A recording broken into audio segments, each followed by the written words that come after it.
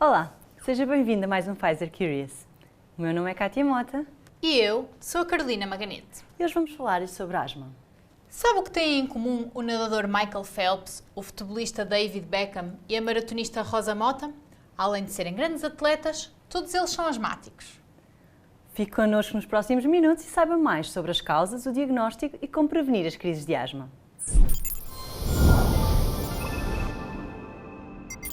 A asma é uma doença inflamatória crónica da árvore brônquica que origina sintomas respiratórios, que estão geralmente associados a uma obstrução generalizada, mas habitualmente variável, das vias aéreas. Esta obstrução pode reverter espontaneamente ou apenas com a utilização de broncodilatadores, isto é, com recurso a medicamentos que dilatam os brônquios.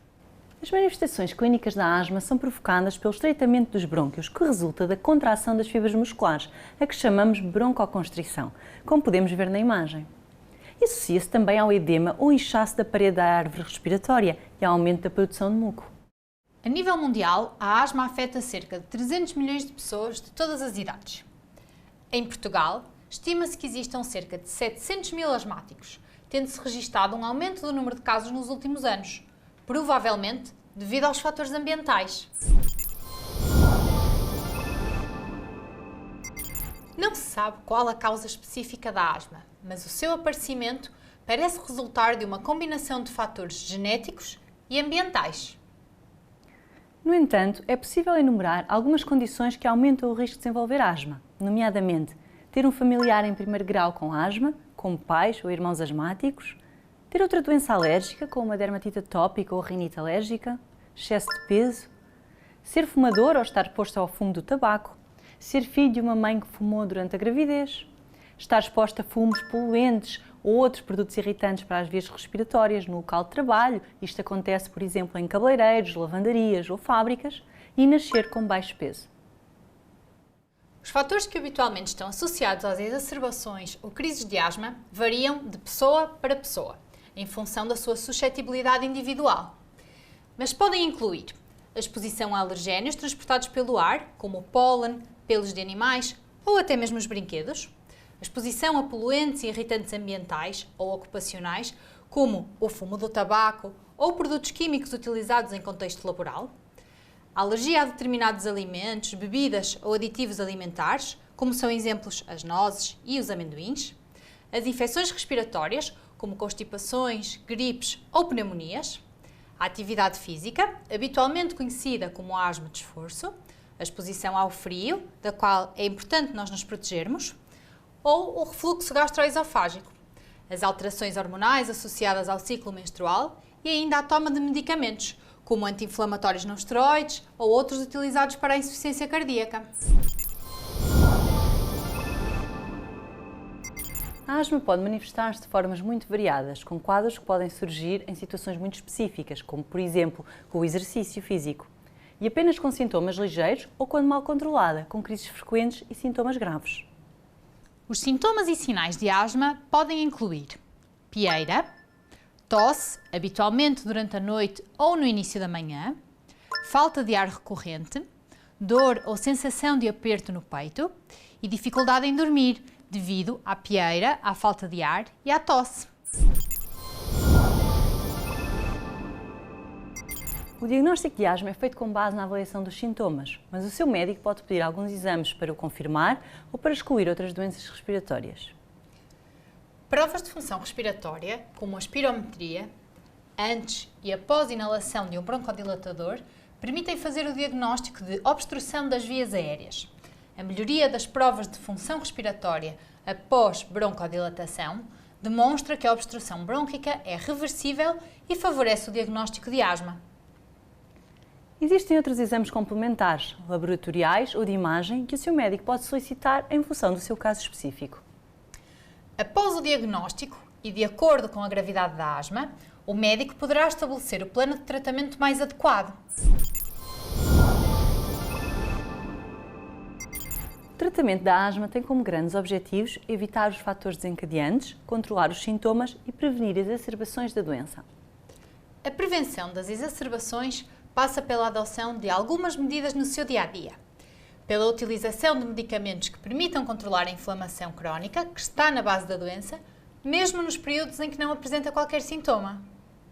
Algumas das medidas que podem ajudar a minimizar o risco de exacerbação passam por manter a sua casa limpa, em particular o quarto, utilizando panos úmidos durante a limpeza para evitar a dispersão de pó no ar. Se for alérgica aos pelos dos animais, como cães e gatos, deve evitar tê-los em casa.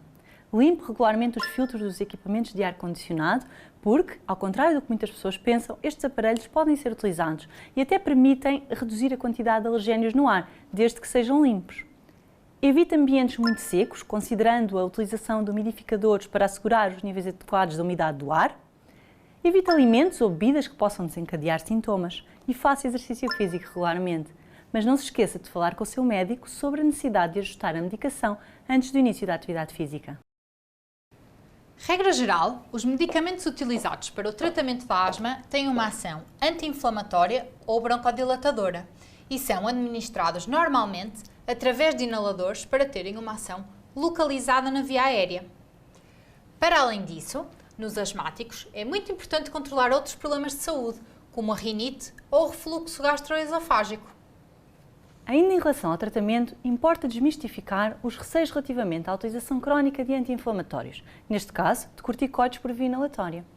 Quando utilizados por via inalatória e nas doses recomendadas, os corticoides são seguros e estão associados a um muito baixo risco de efeitos adversos.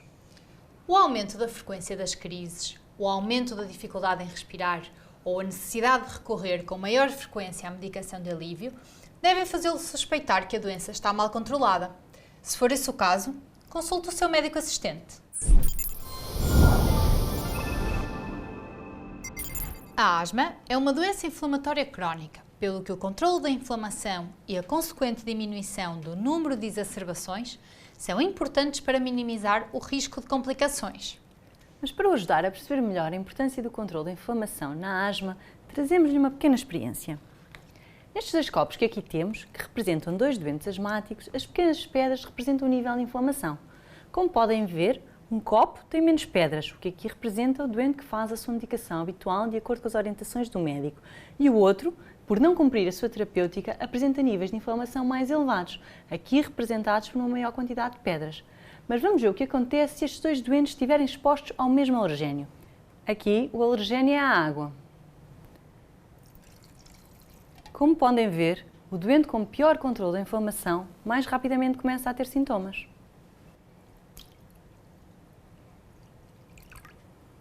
A asma pode evoluir com exacerbações frequentes que podem levar a hospitalizações, com sintomas crónicos que limitam as atividades cotidianas, como a prática de exercício físico e podem perturbar a qualidade do sono, com absentismo escolar e laboral, com efeitos secundários dos medicamentos utilizados no controlo da doença, com uma redução significativa da qualidade de vida ou com insuficiência respiratória, que em casos muito graves pode ser fatal.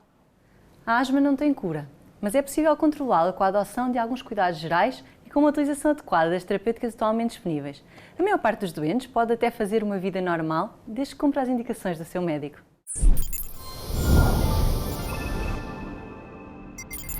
As crises de asma grave podem pôr a vida em risco. Assim, se é asmático, procure ajuda médica imediata se verificar um agravamento rápido da dificuldade respiratória ou da pieira, se não sentir melhoria após a inalação da medicação de alívio ou se sentir falta de ar para esforços físicos mínimos. E por hoje é tudo. Esperamos que tenha gostado. Mas antes das despedidas, veja o que preparamos para si na próxima edição do Pfizer Curious.